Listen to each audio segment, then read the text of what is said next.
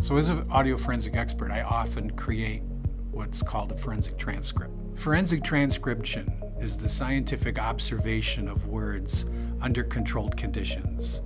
And a forensic transcript accompanies an audio enhancement. And audio enhancement is the process of removing the unwanted sound and enhancing the wanted sound. And most often, it's dialogue.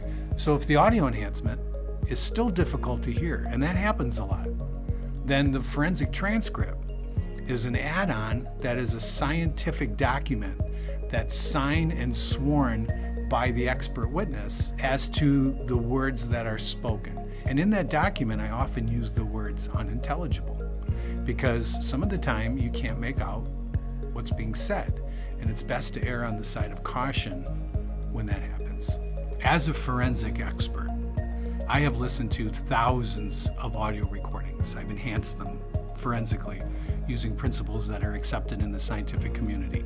And I have a very keen sense of hearing, and I call it critical listening.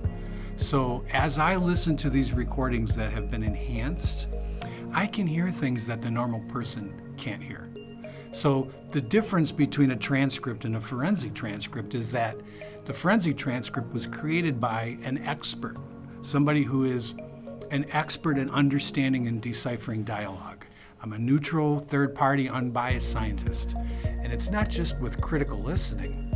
You actually have to zoom in and look at syllables and formants of words in a spectrogram, which is a display of the sound. And combined with critical listening and viewing the spectrogram and measuring the syllables and comparing the words that are in question in one part of the recording that may be repeated in another part of the recording.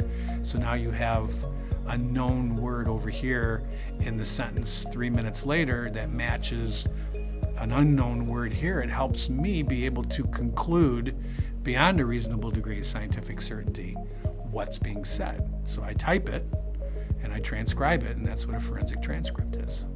And that's another great thing about creating a forensic transcript. If it was from a video, now you can add the words to the screen and create a demonstrative exhibit from the forensic transcript in case the trier fact will not let that in as a standalone piece of evidence.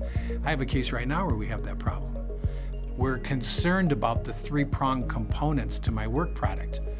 Began with a video, went to audio enhancement, was transcribed forensically in the lab, and then the words were put on the screen. So now we've got a demonstrative piece of video that has enhanced audio and the forensically transcribed and perceived words on the screen. That's a very multi-purpose piece of evidence based on a scientific foundation for the trier fact.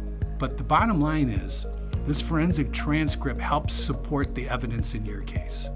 And just because we can hear something in the lab doesn't mean it's going to be easily reproduced to the trier fact, opposing counsel, and the jury.